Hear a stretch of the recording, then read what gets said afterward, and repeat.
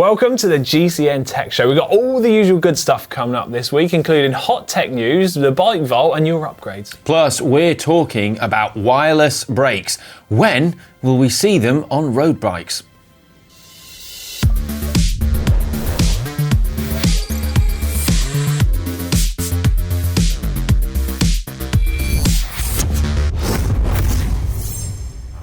First up, we've got the results of last week's poll. So last week we asked, well, we were talking about the tech that gives you the biggest bang for your buck. So the options we had on the poll were smart trainer, top spec waterproof, GPS head unit and fast tyres. And taking most of the votes at 35% was GPS head unit, followed closely by smart trainer at 34%. People not rating waterproofs. Maybe a lot of the GCN audience live in dry places. Well, maybe it's because we live in the UK. Good on them if they do. I know, we're jealous. Yeah. But in the UK, waterproofs, must. Anyway, but if you get in a smart trainer, you don't need a waterproof. Valid point. Should we go on to our main talking point? Yes, which is this week about wireless brakes and when we're going to see them on road bikes. We've seen wireless gears on road bikes and they have a number of advantages. They can be lighter, easier to set up, because you haven't got to route the cables through the frame and stuff like that. Yeah, and wireless brakes in theory would have these advantages too. Not having to route hydraulic lines through your fork and your frame would, well, make maintenance far easier, building your bike much easier and just reduce complexity of the system. It could also save you a lot of weight because us cyclists love lightweight stuff. We do, but it's not without its challenges. For example, and this is probably the biggest one, what if it stops working? Like if it stops working, like when you're on a descent, you have no brakes. Yeah. So a big challenge is how do you build in fail-safes into such a system so that if the signal does cut out or the battery goes, you can still stop? Well, and how would the brake lever communicate with the brake caliper? And I mean, how would the caliper even be actuated? Because currently in hydraulic systems, you've got a piston in the lever, which is then pushing hydraulic fluid to the pistons in the caliper, making them retract and open up. So it does beg the question, how would the lever communicate to make that caliper actuate? Yeah, you're going to have some kind of mechanism in the caliper as well. Yeah. Well, to find out more about the challenges involved of wireless brakes and if it's something we'll ever see on bikes, I actually spoke to Paul Cantor from SRAM, who's one of their lead engineers. Oh yeah, does he have anything good? He did actually. It was a very interesting chat we had, and the first thing he pointed out was it is something that SRAM has looked at, but as an academic curiosity or as like a thought experiment. It's not something that they're like at all working on, and it's not something they're anywhere near to actually making a reality. But it is something they've thought about. They're not coming next week then? No, okay. No, and the first thing he said was, while it's great to get rid of cables and reduce that complexity from the system, you take one thing away, but then you bring in a load of other problems that you have to solve. So the first sort of issue he highlighted was the size of the caliper would get really big, he reckoned. It's not going to be good for aero, is it? No, but you've then got to, by not actuating the caliper with fluid like from the lever, like we mentioned, you then have to have some kind of mechanism in the caliper itself, like a little motor or something. There are ways you could do it, but his understanding was that with the current levels of tech, it's going to make it big. And then he said that reliability was a problem, because if you take the current wireless tech on ETAP, it's capable of doing millions and millions of shifts without like a failed shift or a loss of connection. And it is incredibly reliable and works really well. But they said for a braking situation, even like 1 in 1 million shifts not going through, they said that would be unacceptable for them. Yes, because obviously the ramifications of when you need to brake and can't brake are huge. Yeah, it kind of makes me wonder of what's possible with today's tech and what are some of the complications that they're going to have to try and overcome. Well, he said, that in theory, it would be possible to build something with today's tech. It just probably would be quite big because of the caliper size. But you could, feasibly make that wireless communication more reliable and potentially get there in that respect. And then the caliper itself could be actuated by small little motors, and you could develop something that similar things to what are in derailleurs, I guess, that kind of small little motor. Yeah. But then you'd obviously need to perhaps build in some fail safes too, in case it did fail or the battery went or whatever. Actually, talking of fail safes, that got me thinking of other industries or applications where they have a fail safe option. And the thing that comes to mind is lorries. So I don't know if you're familiar with lorry braking systems, are you? I'm not. No. Okay, so they work on a completely different principle to a bike and a car. So on our bikes, when the brakes are at rest, the pistons have retracted, so the brakes are off and the wheel spins really freely. Whereas in a lorry, when the brakes are at rest and the system's all switched off, the brakes are effectively locked on. So that means should there be a problem with any of the system and it was to cut out, fail or whatever, it would just apply the brakes. So that is a really good fail-safe, because if it all goes wrong, brakes just apply. Yeah, I mean, there are potential fail-safes you could build in like that, but then it's that thing of how does that fail-safe apply? Because does your brakes just lock on as soon as they fail? Imagine riding your bike. That probably caused you to crash as well. I've just got this thing in my head of going down a big descent, pulling the brakes. Imagine they didn't work. I mean, that would terrify you in the first instance. Just as you barrel into a hairpin. And then you're going, are they just going to apply lock on? Are you going to go fly over the handlebars? So your brakes fail, so then it's just just anchors on. Or do they just gradually apply and you're sort of touch and go whether you're going to slow down enough to make the corner?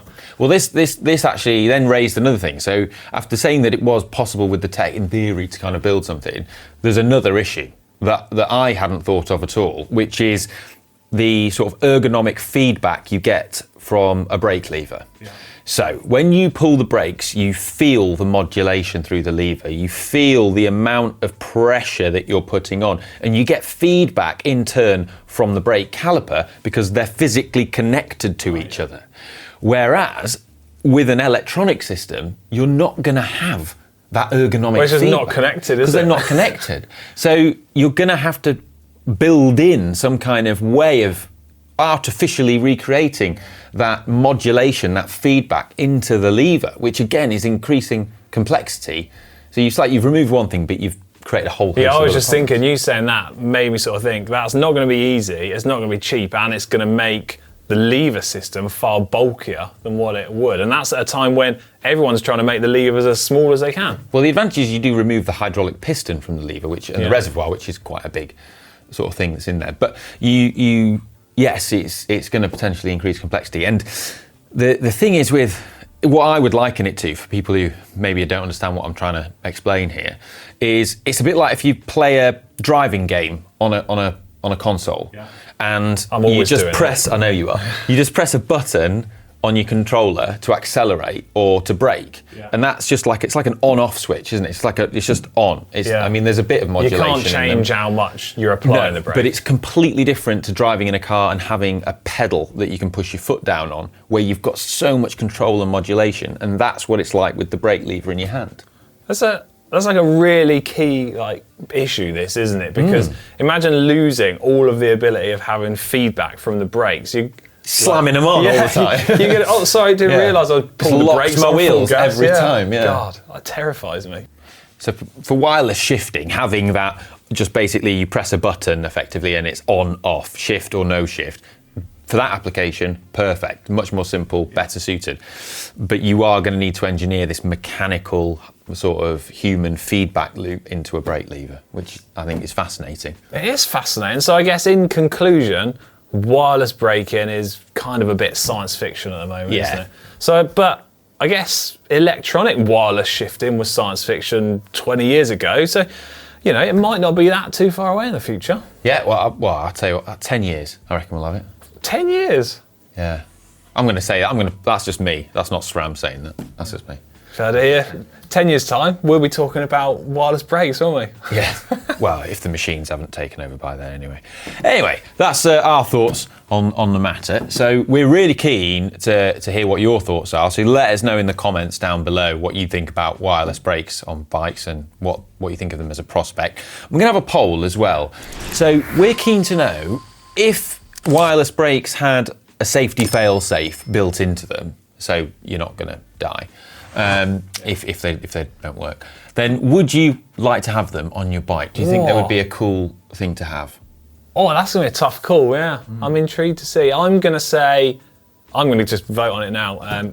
Yeah, I think if there was a fail-safe and I felt confident in the tech, I'd be happy with that. All right, well, it's not up to Alex. You can vote in the GCN app, and we'll reveal the results in an up-and-coming show. Yeah, but I could just rig the poll, so it would be down to me. First up in hot tech this week, and Canyon have released some new specs and colorways for their Canyon Grail in 2022. And there are some absolute corkers in there. Really like how these are. Yeah, they've refreshed the carbon models, so the CF and the CFX Grails, and both of those come with the distinctive like 2-tier hover bar, but also the aluminium Grail too, and that's actually my favourite one. That just comes with a conventional round bar. Yeah. But now, for the first time, you can get it with wireless shifting on topic. So it comes with SRAM Rival now as well, and it's available in 2 colourways, right? Get this, sand or forest. That's the most gravel name for a colour I've ever heard in my life. Sand looks very nice. Another cool fact for you, actually, is some of them are now spec'd with mudguards. Yeah, I knew you'd like that. Oh, I do love a good mudguard. I just think for a gravel bike, aluminium just makes total sense to me. That's why, If I was buying a gravel bike, I'd get an aluminium. Fair enough, you're wrong, but you're entitled to your opinion, it's fine. Next up, bearings that never wear out. What? Well, not quite. They do wear out, they just last much longer than traditional cartridge bearings. So I've got a prop here to illustrate this. This is a cartridge bearing from Connor's bike. Now, what happens with a normal cartridge bearing is, this is the cartridge, the outside. Inside here are the ball bearing balls, and they're carried by a carrier or a race, and then you have grease to lubricate the bearing inside. That grease can wash out, and you can get moisture ingress, and the bearing wears out quicker.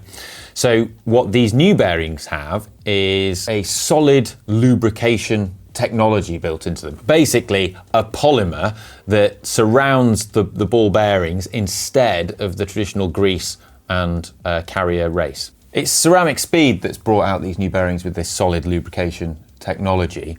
But although we've not really seen widespread use of these kinds of bearings in cycling applications, this tech has been around for quite a while. Yeah, so I did a little bit of digging and found that this technology isn't necessarily revolutionary because it's already been implemented by SKF, who are a renowned bearing specialist. So they've already been doing this stuff, but geared more towards industrial applications. Yes, now bearings with this kind of solid lubrication in them are suited to applications where there's the potential for a lot of moisture ingress and where you would want a long service life of the bearing. Headsets, come on, surely. Yeah, but they also create more friction than a conventional bearing with a liquid lubricant inside.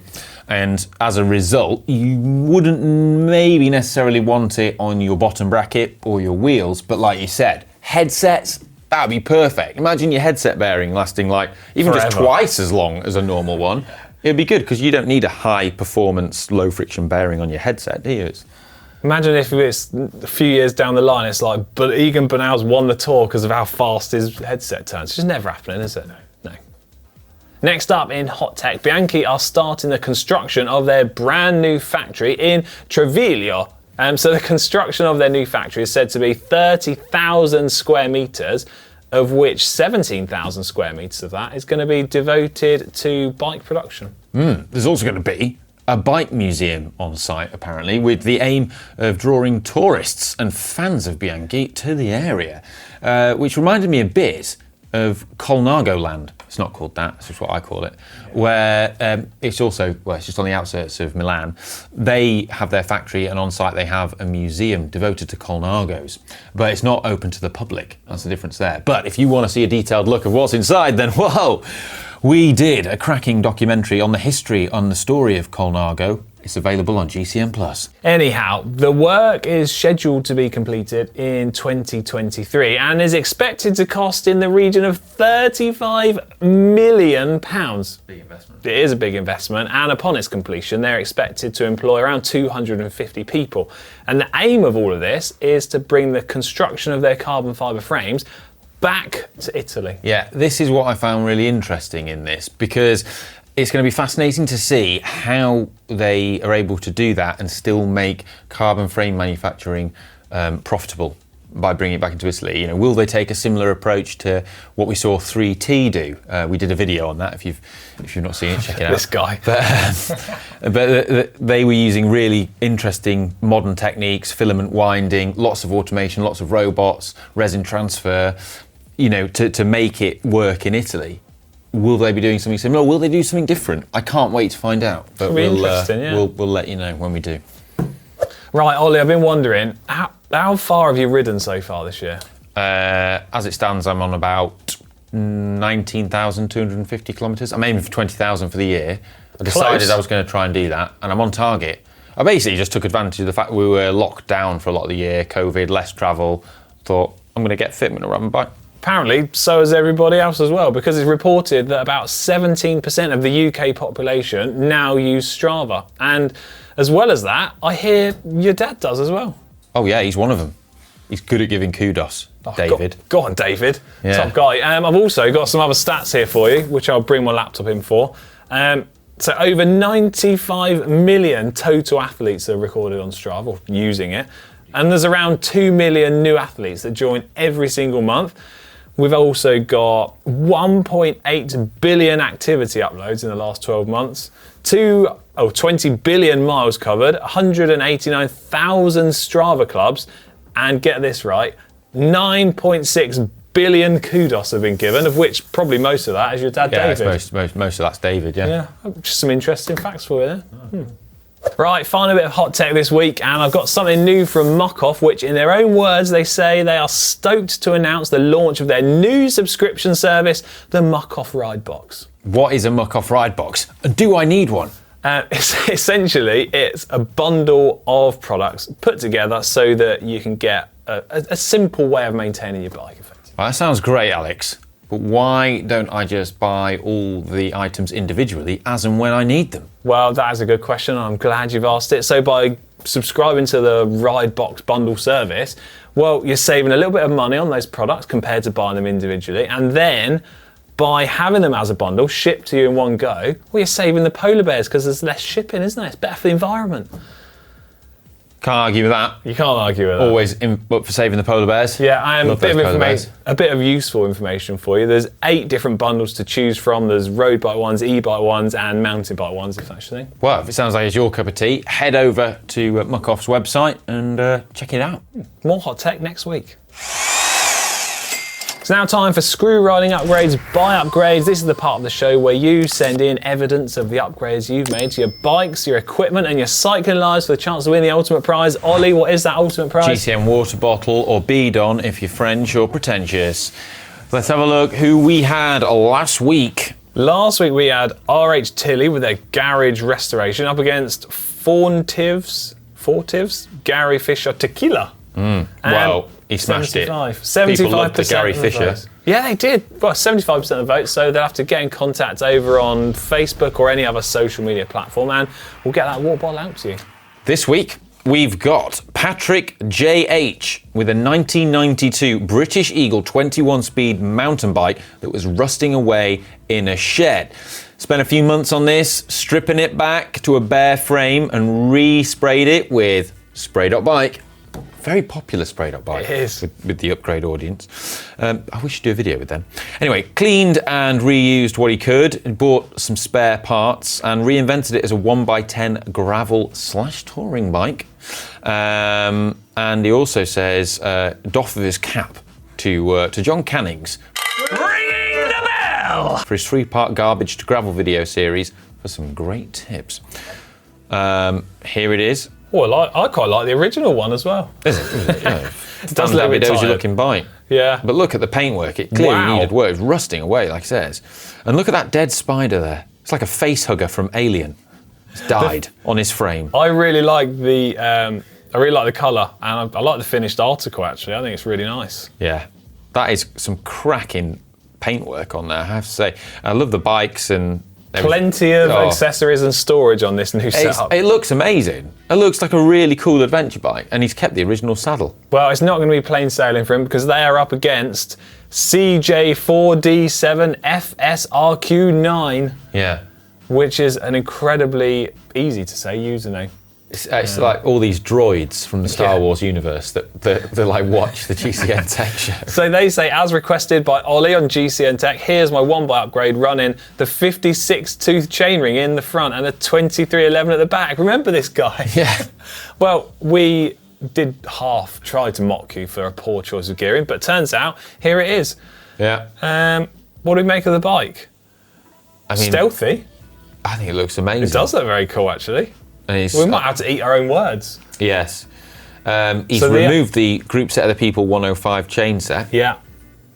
Gone for big aero chain ring, fresh gold chain, small cassette. I mean, I can't argue with it. I think it looks great. And if the gearing works for you and where you ride, happy days. I think that's a cracking looking CAD frame with like the black and sort of like it's sort of like a very pale gold, isn't it? But it looks fantastic. I think that looks amazing. I got to agree with you on that. And great wheels as well. Yeah. I'm a big fan of that. Right, both cracking upgrades. It's not down to us. You vote in the poll in the app, and you can decide who wins a water bottle. It's now time for the bike vault. It's like my favourite part of the show every week. This is where you send in pictures of your bikes, and Ollie and I judge them to be either nice or super nice. If they're super nice, I put my back out and I ring the bell. We make the rules. Let's get straight into it. Quick fire bike vault. First up, we've got Reese with his Villia GTR Team Disc. What do you make of that? Oh, love it. I like the Astana sort of paint job. I'm into it. Yeah, I'm into super it. nice from me. Super nice. It's smally big. I think he's deliberately trying to troll us there, but whatever. We've super niced it. Next up, we've got Lab.Ferrita1 with their BMC Time Machine SLR01 from the year 2021. Chimney, jaunty angle. Yeah, it's just a nice from me. Lovely backdrop though. Yeah, like that. Looks beautiful. Next up is Andre Stigson from Sweden. Tarmac from Specialized Tarmac 2015. Cluttery background, I'm afraid. Not to judge that against him personally. Also, those Movistar bottles, I mean, that's clashing. You got the chimney going on. It's the background for me. Yeah, unfortunately, it's just going to be a nice. That's a nice. Yeah. El Jarv with his Benotto Triathlon. Oh, this is a bit of a retro 90s triathlon bike. And well, it's not in the large chainring. The valves are aligned. A lot of accessories on there, and we can't allow a triathlon. We're not the triathlon channel. I'm just not feeling it, if I'm honest. Nice. I appreciate you might like it, but it's not for me. Next up, Dr. Stephen Miller with the Giant Trinity Advanced Pro 1. Oh, I like this. Oh yes, super nice. Done. Super nice. Done. Easy. Didn't even question it. He's made like a fairing, an aero fairing on the back of that as well. Oh yeah. Look at that. Looks 3D printed or something. Nice. That looks very good, that. Right, what have we got next? JOCHIMKURT. God, good pronunciation. With an Apollo Performance. Well, is it slightly out of focus or is it just my eyes? I think it is slightly out of focus. Right. Unfortunately, jaunty angle. Where is that photo taken? Some sort of lovely marina. It looks like it could be like Denia or somewhere. Anyway. Right, bike. It's a jaunty angle. It's in the incorrect gear, and the wheels and valves aren't aligned, and the handlebars are. It's a really nice bike. Yeah, it's a really nice bike, but it's poorly presented. I think out a little of focus. bit, nice. A little bit of preparation, you'd have been all right. But yeah, it's the last bike vault for this week. I don't know what we're going to do. I guess we'll end the show, I suppose. Yeah. If you've enjoyed this week's GCN Tech Show, please give it a big thumbs up. And also, remember to let us know in the comments section down below your thoughts on wireless braking. And make sure to go to the GCN app and vote on our poll. Yeah. Do you know what I need to say is right? It's Bike Vault. It's not about the most expensive bikes. It's about, time. Time is free. Preparation. It's about just presenting your bike in the best possible way. Right, it's not long till Christmas. We've still got loads of shopping to do. We've been doing it since last week. See ya.